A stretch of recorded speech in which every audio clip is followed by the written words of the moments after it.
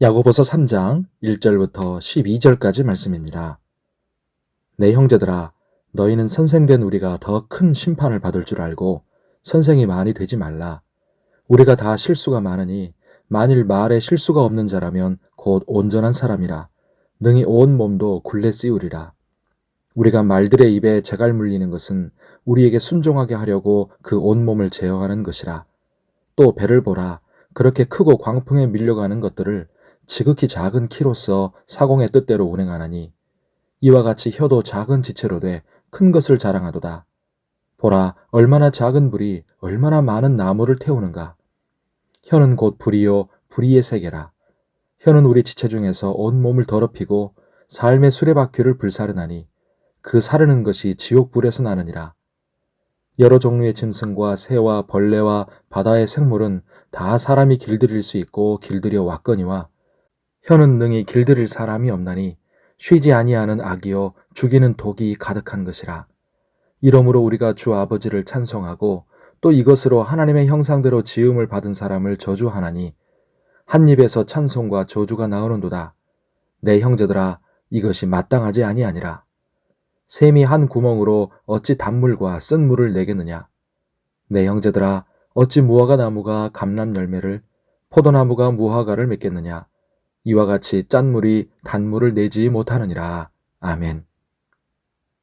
오늘 기도하는 우리에게 하나님의 은혜가 함께 하시기를 바랍니다. 오늘 말씀에서는 혀, 즉 말에 대한 문제를 다루는데 선생이 많이 되지 말라 하고 경고하십니다.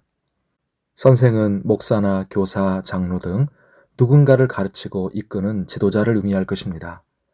선생이 되지 말라는 것은 그 일이 중요하지 않아서가 아니라 소명, 은사, 영적인 성숙함, 인격의 훈련 등이 갖춰지지 않은 채 함부로 그 역할을 하는 것을 주의하라는 말입니다. 왜 선생이 많이 되지 말라고 했을까요?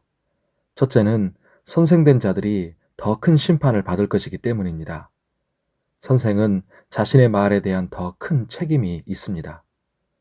둘째로 우리가 다 실수가 많은 사람이기 때문입니다. 특히 그 실수는 대부분 말에서 비롯됩니다.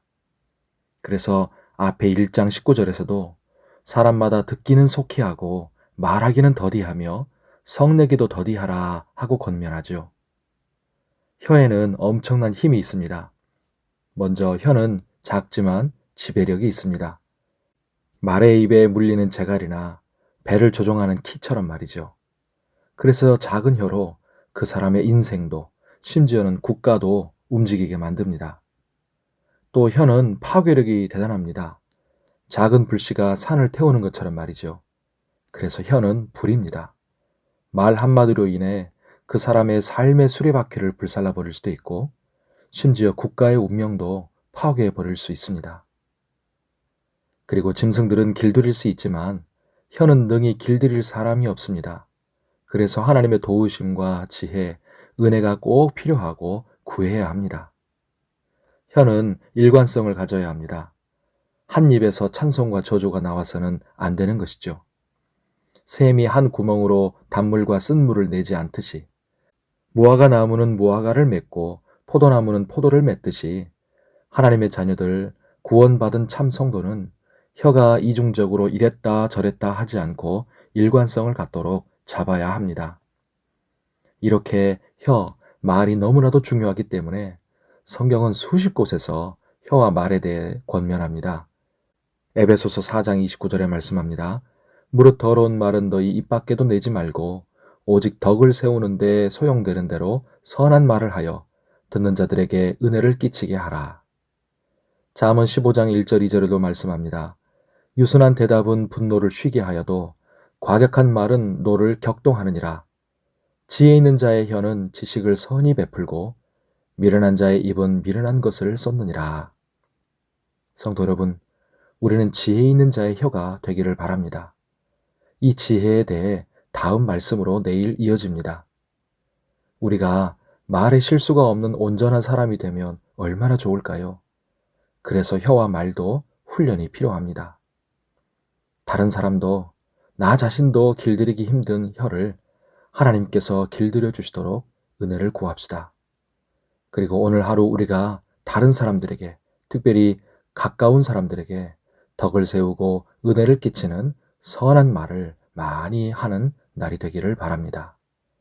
오늘 주의 은혜 가운데 강건하고 평안하시기를 바랍니다. 기도하겠습니다. 하나님 아버지, 우리의 입을 정결하고 거룩하게 해 주십시오.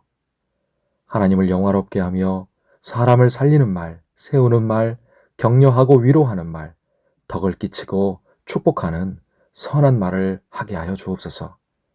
우리의 마음이 주의 말씀과 성령으로 충만하게 하사 우리의 성품이 주님을 닮게 하시고 우리의 생각이 주님의 뜻을 품게 하사 밖으로 나오는 우리의 말과 행실이 주님을 닮게 하여 주옵소서.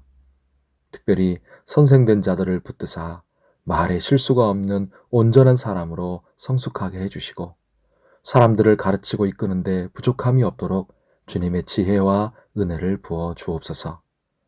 오늘도 우리의 영혼과 육체를 안전하고 건강하게 지켜주시며 환우들을 붙드사 치료하여 주시고 우리의 수고하는 것과 가정과 일터가 복되게 하여 주옵소서. 바쁘고 분주한 농사철입니다.